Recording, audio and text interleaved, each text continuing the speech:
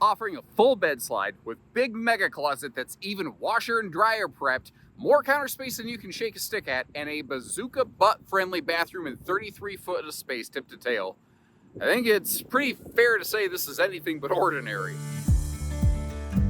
Hello everybody, Josh RV Nerd of Bish's RV here, literally standing in a field for you today to get you some footage of this new model that I'm glad I got my hands on this thing here, because usually when you run into these rear bathrooms with like a sofa slide out, it's always a tiny little compact crappy little bedroom, and this one kind of shocked me. I walked in there and it's got a full Olympic Queen bed slide with huge personal storage space, even a little kind of vanity mirror station, so I can get my nerdy little hairline ready for my next video shoot. Obviously my hair care routine with my balding hairline takes a long time, but this seems to be a trend where manufacturers have recognized that people want more campsite windows and they want more counter space. Now, to accomplish that, they basically killed a pantry and they had to move the storage around to some other areas.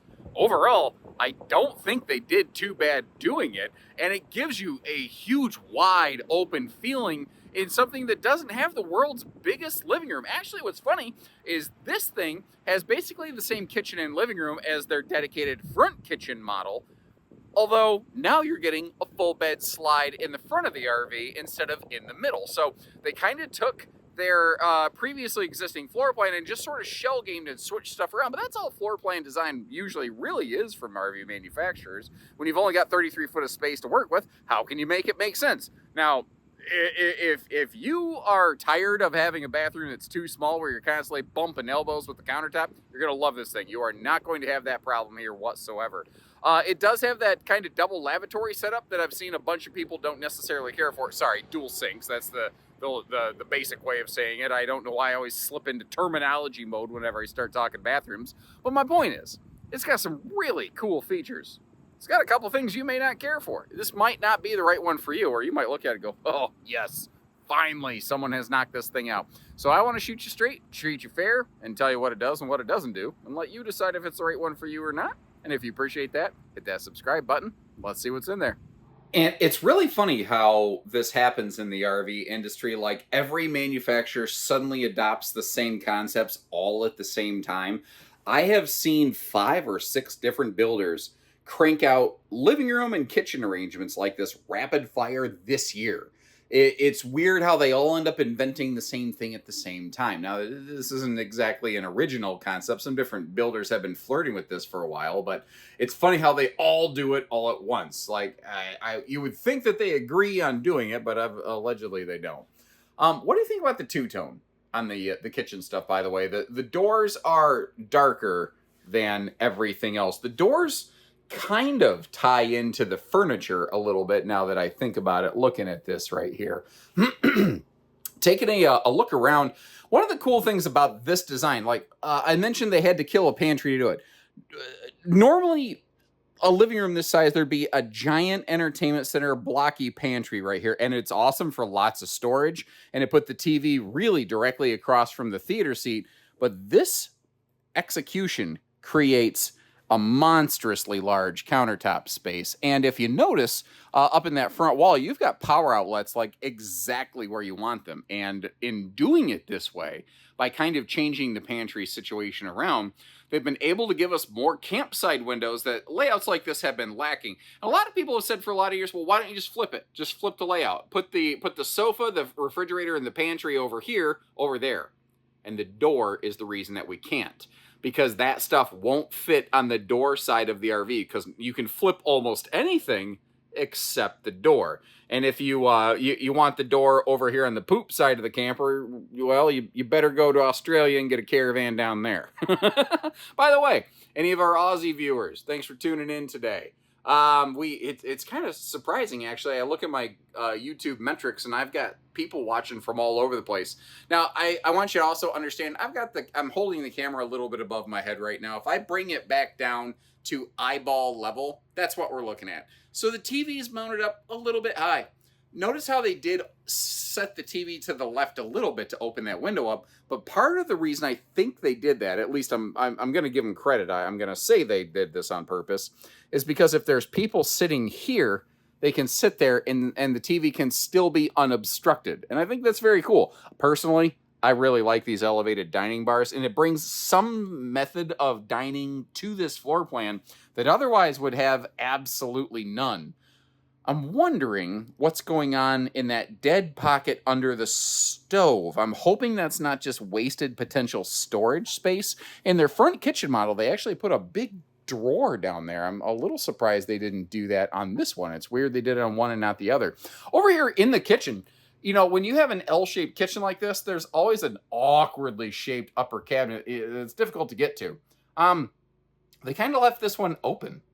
I don't necessarily love open face storage because you can't really leave stuff there for transit.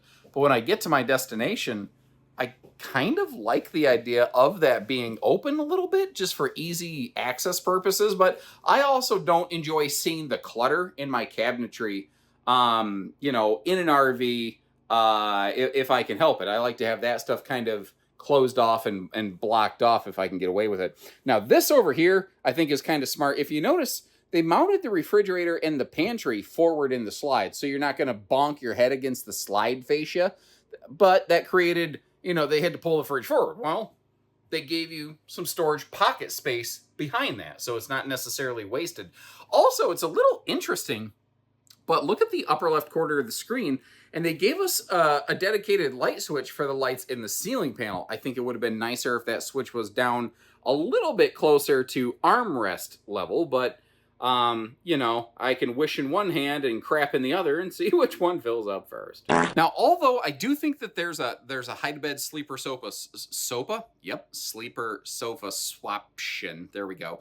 The theater seat that we're looking at here, I actually really like because it's a wall hugger and it gives you the choice of folding down that armrest with some power outlets to either be population controlling or cuddle compliant. You really kind of get your choice over there. Now, if sometimes I'll have somebody watch something and they'll say, you know, the way that I use the kitchen, that refrigerator door feels like it opens the wrong way. Those doors are reversible. If you want it to open left to right or right to left, whatever, we can change it around. We can do whatever you want, however you want. That's really no big deal. They have gone to the I call it Tron lighting. Some brands call it Blade lighting. Some call it Fusion lighting. I call it Tron lighting or lightsaber lighting because I'm a dork like that. But it is also dimmable. The trick is if I actually demonstrate the dimmer function on camera, it could literally send somebody into a stroke with the flickering that happens on screen. So I'm just going to mention it and not demonstrate that. Hope you appreciate the consideration. TV can pivot around, by the way. So you have some potential there for some really easy viewing. And I love the fact that they threw a shelf in that overhead cabinet to really, really maximize the total storage space and capacity up there. Great spot down below for a wastebasket as well, which is something I'm always hunting for in RVs because there's so many manufacturers that just don't give you a spot to put garbage. It's, quote, only 3 drawers, but each of these drawers individually is bigger, I think, than what most drawers are in their entirety from most RV manufacturers. So I'm not really going to knock them for that. You're just going to really want to plan on getting something like a silverware organizer to bring with you. Otherwise, that drawer is just going to be total chaos. And even though it's a small oven, it's still full of loving. And, you know, you can cook your cookies and biscuits in that thing if you need to. I want to point that out because a lot of manufacturers have stopped providing propane ovens. And I know that there's some people where it's like, hey, dude, no oven, no sale. If an RV doesn't have an oven, I'm going to make sure you know that too. I'm always going to try to give you all the info I can so that, you know, you can make your best, most educated decision. Like this right here. This is basically somewhere between a queen and a king bed. This is called an Olympic queen. This is 66 by 80 inches in size. And that's a weird sounding size, but you actually can get on Amazon or whatever, and you can find direct replacement sheets and mattresses for that if you're so inclined. Some of the RV industry, like pretend queens, or they call it a king, but it's not. Those you can't do. Now you might notice there's no door, or well, there's no door in the door. Technically that is accurate, but there's no window in the entry door. What they've done there instead is giving us a big window overlook, like straight across from the bed here. And in case you're curious, you do have some TV hookups going on above that. Now, down below, they added basically a dedicated vanity station over here in the bedroom, which is almost a really classic throwback feature that's starting to make some headway. And it's kind of funny. There's more drawers here than in the kitchen. Now, some people are going to try to say it's got a desk in the bedroom. Unless you're going to change out the chair, like, it's not really a desk or anything like that. But what you do have is you can install either a combo washer dryer, or you can install a side-by-side washer dryer. So you see where those water hookups are over there, you'd install the washer over here, and then in this extremely big, basically walk-in closet all the way on the other side, that's where you see the plug up top. That's where you'd plug in the dryer, and you'd actually, basically, you or somebody drill the dryer vent access point into there. So this is washer and dryer capable. It's also second air capable. By default, this RV has a single 15,000 BTU centralized Coleman Mach AC. It is 50 amp standard, and either from the factory or after the fact, you could add the second air conditioner up here in the bedroom, but it's basically going to be a direct dump AC. Down below the bed, I really like those like basically wicker storage tote things right there, because they allow you to access the easy to reach storage under the bed without needing to necessarily lift the bed, although lifting the bed is easy. The storage open pocket that you're looking at right there, that is actually the same as the outside storage under the bed, so it kind of half bleeds inside outside. But notice how the mattress is a little bit wider than the bed decking itself. The wooden bed decking is actually 60 by 80 queen sized. It just ships with a little bit larger mattress. So if you just want to put a normal true queen in here, you can do so with literally zero modifications. Just quite literally swap the mattress out. And considering you can literally just run the mattress straight in through that door, this is probably one of the easiest to swap mattress swaption situations, yeah, you're going to run into. Speaking of running into, I'm hoping I'm not running into anything, and I didn't. I made it. Of course, I kicked something right as I walked in here. But I think this qualifies as a literal walk-in closet. You know, I'm a little bit over 6 foot tall. You saw I never ducked. I wasn't even really watching where I was going. But the cool thing about this design, even if you put a washer and dryer in, you still have plenty of storage in here, hanging space. That bar is a little flimsier than I would like for a lot of storage. Like it almost feels like it needs an extra middle support right there just to really help it anchor into something. That's something that we could probably finagle for you or whatnot. But I hope you appreciate that, big or small, if I see something, I'll say something. I'm aware of stuff like that because my mother, she'll tell you that she doesn't like camping, but she loves RVing. And I call their big fifth wheel the rescue barge, because you could basically live inside that thing for about 6 years with all the food and clothing and everything and never have to leave. But because she has so much clothing in it, I've seen her overload a clothing rod. So that's something that I pay attention to. Hope you appreciate the extra looking out for you. And if for some reason you were sitting in the closet, this is what you might look at right here. Part of the reason I wanted to do this is, one, to show you the cool backlighting behind the mirror. But I was also wondering if they had any sort of power outlets hidden over here that I couldn't see, and I don't see any. Hey guys, so I've been getting lots of messages. People are asking me about my makeup routine, so I thought I'd join you over here and take a look at this. The first thing I do is I take my thumb and I just jam it into my eye really hard, get that nice and bloodshot, get that really big, baggy, like exhausted constantly kind of feeling, like, you know, when you just have a newborn and you haven't slept in like 9 years kind of look. I do that, and then I just slap myself a lot and I rub my head a little bit. And that's it. It's just really just natural. Like, I just woke up like this. There's just no effort. I'm just naturally just gorgeous. Mwah. Love you. Peace. I do appreciate the fact that they maintain the ventless flooring system all the way through the RV. So the whole thing cleaning is simple. And the nice big breeze windows over there beside the bed. Very excellent for giving you that awesome, awesome airflow. I'm sure you've noticed we do have sliding privacy doors here as well. Now, working our way back, I think we've pretty much killed the kitchen and the living room area, but just to give you kind of a quick one, I left the oven open. We've also got some cinnamon rolls here that the Hemisphere Glen folks were kind enough to leave for us. By the way, if you've ever had something that tastes like a cinnamon roll. That's called a synonym roll. Don't cancel me. I'll work that out on my own time. So stupid. Now, I want to mention we're not in a hyperlight. We're in a full Heritage Glen in Hemisphere, which means we also have a barreled ceiling. That's like, I don't use a fisheye lens. That's why these light beams look like they're curved, because they are. I think a fella's bringing me my sandwich for lunch over here. Girls got to eat, and I do too. All right, much better. I was starting to get that hangry feeling creeping in. You know, didn't have a Snickers to satisfy me, as the commercial says. Let's play a game. What's changed on the kitchen countertop since before and after Josh had lunch? To be fair, not really a very fun game. Also, I'm noticing another set of power outlets down there that I had not picked up before. That could be very handy for some folks. I also realize I have failed to discuss the windows on this. I call these square flow windows, which is not any sort of official term.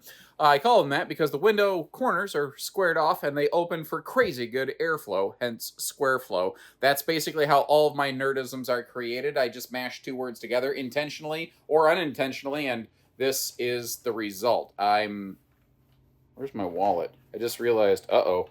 I just patted my back pocket. I wonder if I drove here without my wallet today. I better not do any speeding on the way home. Probably a little, but I mean, the GPS says it's going to take an hour and 15. You're like, I could do that in an hour 13 for sure. I love the big mirror. I love the backlighting on the mirror. I think it's such a cool statement piece. I love all the radius edge work on it. It means no medicine cabinet though. So they gave you a couple little tiny metal shelves there to put some Lipitor and whatever else. They have gone to these double sinks in a lot of floor plans. I personally don't care for double sinks in almost any RV, especially when one of the sinks is like directly in front of the toilet like this. It's just not for me. But, you know, different strokes, different folks. That's why I try to cover all these different RVs, because someone's going to have something they like and dislike. I do like, if you look on the left side there, all the space around the toilet. I mean, that is just, it's an extreme fluffy, friendly kind of bathroom situation there. Also, they have a large rectangular shower in this thing, and because this is the full Hemisphere Glen, not the Hyperlight version, the radius roof line gives me just enough roof to be able to, just enough room to be able to stand with my head in there without my head exactly scraping the ceiling panel, which is very welcome. We also have one of these handy-dandy retractable kind of shower self-squeegeeing doors, although sometimes I've noticed this is what people seem to be liking these lately, and for the longest time they didn't, because if that recoil starts to fail, I don't know how much I necessarily love these things. I do want to give them credit, though, for going back to enclosing the bathroom storage. This is something that for a couple years they had not done, and that is really, really deep storage, but by virtue of the fact that the cabinet spaces are a little bit taller, it actually feels pretty reasonable being able to get into and out of those. Yeah, I think we're good. I think we've checked everything out. Quick little note, as long as I'm staring at it, my butt's grinding against the bathroom countertop over here. We do have the more generic dollar store 4-inch fart fan, but if you want more of a Fajita Friday fume fighter, we do have that available. Wait a hot minute. I'm noticing potentially a problem over here. I don't see bathroom power outlets, and that feels like a miss to me. Now you're obviously going to get a little bit of a glance at my backside over here. But when I first walked into this thing, we could see that wall. So I figured there's got to be power outlets over here. And there's not. You have an on-demand water heater control. You have a light switch, or I think it's actually a switch for that backlit mirror. Oh, holy crap. They are located all the way down there. I don't like that. I don't like that at all. I don't know. That's just, again, just my opinion. What's your take on it? Now, normally I try to keep my girlish figure and my chicken nugget dad bod out of the mirrors, but I don't think that's really possible today. They didn't really leave us any opportunities. I did want to at least take a chance to show everything opened up here for you real quick in the bathroom, just like I've done in the rest of the RV, which the way that I said that kind of took me back to my childhood. Listen to Paul Harvey talk about the rest of the story. By the way, whenever he said page 2, that's when it became sponsored ads. A lot of people didn't realize that. Okay, you don't care about that. Road mode, access. You can just tiptoe through the garden like Tiny Tim and get your way up to that pantry and the refrigerator. One of the cool things here, though, is that this is a rack and pinion slide out. Is it this one, I'm going to guess? Yeah, this is a rack and pinion slide out. And one of the benefits of that is that if you want to crack it just a little bit to be able to get through here more easily, you can do so. You shouldn't sit in the sofa unless it's fully extended. But yeah, there you go. Now, here's the thing. This floor plan with the double slides, there's absolutely no way you're going to get up there into the bedroom unless you slide out of door number 1 and you slide in to door number 2. And that will get you up here into the bedroom. The thing is, this is also a rack and pinion slide. And you should also not occupy the bed unless it's fully extended. So you can physically get into the bedroom, but you can't really do anything else with it. So, suffice to say, it is absolutely not recommended that you fight the fitted sheet on this bed and fold the laundry aggressively unless the bed is fully extended. And if information like that is helpful to you or just entertaining in some fashion, hit that subscribe button. We'll hop outdoors.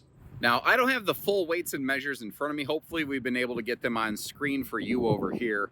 I'm going to shoot for my experience and my estimation. Having a full bed slide dead on the nose of this sucker kind of tells me this is going to have a hitch weight that half tons probably really shouldn't handle, and it's 33 foot tip to tail. Even though it has the wide stance stability axle system, that is long enough that it will start to negatively affect your towing scenario on some shorter wheelbase vehicles. So a more capable 3/4 ton and up with a heavier suspension and a heavier curb weight is probably going to be what you want to tow this one around with. There's definitely going to be some people at a lot of places like, oh yeah, your half ton can tow any travel trailer out here, and they're more than happy to take your money, but I just am not going to be the guy that recommends it myself. Now, the brown box, that's the griddle that's actually included with this. It mounts, where's it mount on this floor plan? I think, yeah, behind the back entry door is where that one goes.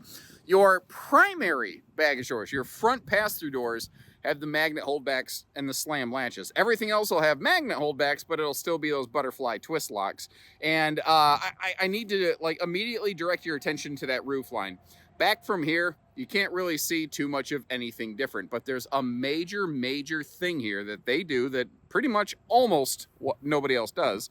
And that's that this has a fiberglass roof cap on it. It actually wraps over the sidewall, kind of like the nose cap, and it's moving those seams from an area of high stress to low stress, and it works. When you do that, the RV tends to hold together pretty darn well, and it seems to work. Now, this has a large sidewall, and they put a big honking awning over this sucker, which is good because you've got the dual stable steps eating into some of your patio space, so the fact that they really gave us a ton of awning area is really nice, and both entry doors are very nicely covered. It does look a little like unfinished when the bedroom door doesn't have a window on it, but again, for privacy's sake, that's why they did that. And just to the right of the bedroom door, you obviously have that big rectangular window overlooking the vanity dresser stand in the bedroom, so it's not like you don't have window coverage up there. They just didn't put one in the door. Probably gave you privacy and saved a couple bucks. If I had to guess, it's probably because it saved you a couple bucks. Again, wide stance stability axle system, giving you a little bit better towing than if it was just a totally conventional setup. Those are import tires, by the way. We got Dad's medicine cabinet out here as well, so this RV does have dual refrigerators. And as we slide our way back here past that anti-slam entry door, like I said, your grill mount, or griddle mount, I guess whichever you feel like bringing along with you, griddles included, is actually located right back here. So it's right next to the back awning arm, where if you didn't want to do any griddling right next to the door like that, if you feel like maybe it's a safety concern, you could put like a little tabletop right there and you can actually do some cooking off of that sucker. Obviously, your gas grill quick connect is right below. We are ladder prepped, we are camera prepped, but at this point that describes just about any RV. There's very few RVs anymore that don't have walkable roofs. There's some old concepts still persisting out there, like There's some folks that'll say, well, if it doesn't have a ladder, then it doesn't have a walkable roof. And that's actually almost never true anymore, although there was a time it absolutely was almost always true. So sometimes things change. Now, one of the very cool things on this RV, I'm right next to the generator that's powering this, by the way, is the fact that it's not riding on the traditional Lippert I-beam chassis frame system. This is actually on a Norco chassis, a huck-bolted Z-frame, as compared to a welded I-frame, I-beam kind of concept right here. And it's generally seen as RVs with this foundation seem to have pretty decent structural records with them. That's a 60,000 BTU tankless on-demand water heater. And in case you're not curious, the size of tankless water heater, if you open this up, this little info panel over here will tell you 60,000 BTU. And oh, I got the keys in the way. I'm not going to try to force that shut. I'll come back. The reason that knowing the BTUs on your on-demand water heater is important is because that tells you how hot you can potentially get the water. Because the way those things work is, you know, they don't have a holding tank where they sit there and heat the water up to whatever temperature you're looking for. What they do is the water that's either in the fresh holding tank if you're boondocking or coming in from a park hookup, it heats that water up. So it can only do so much heating. And the best way I can describe this is take the BTUs of the water heater and divide by 1,000. So that's a 60,000 BTU water heater. It can heat up the ambient temp of water up to about 60 degrees, technically 59, but close to 60 degrees.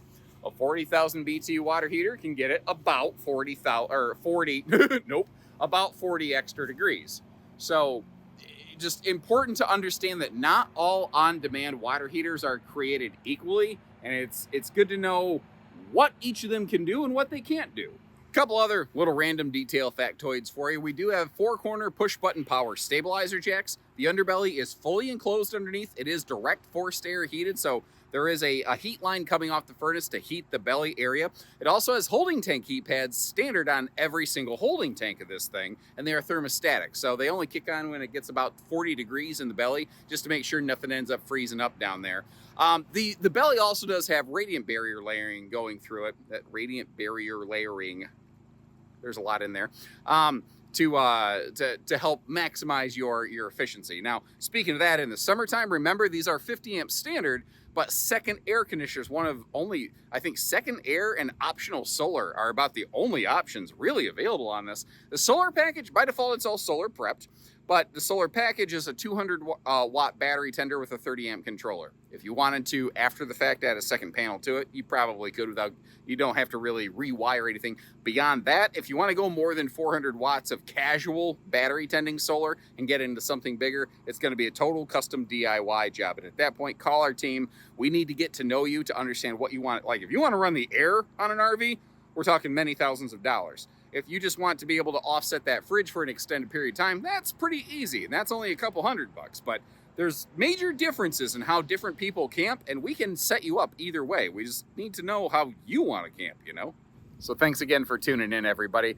There's a couple other models I've seen kind of similar, but never something exactly like this one. So I'm going to drop you some links in the description to double check pricing and availability. And keep in mind that one link will show you whether it's the Heritage Glen from Wildwood, whether it's the Hemisphere from Salem. They're literally the exact same thing. Don't ever let anybody tell you one's better than the other, which is cool because now you can doublemint your opportunities. You can double up on those. Sorry, I'm a stupid like 80s, 90s kid, and I remember the doublemint gum commercials.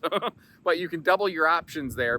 And basically, you can just shop which one has the price tag that best fits you. And that's pretty cool. So when you're ready, we're ready. Short of that, take care, stay safe, have fun, and happy camping, everyone.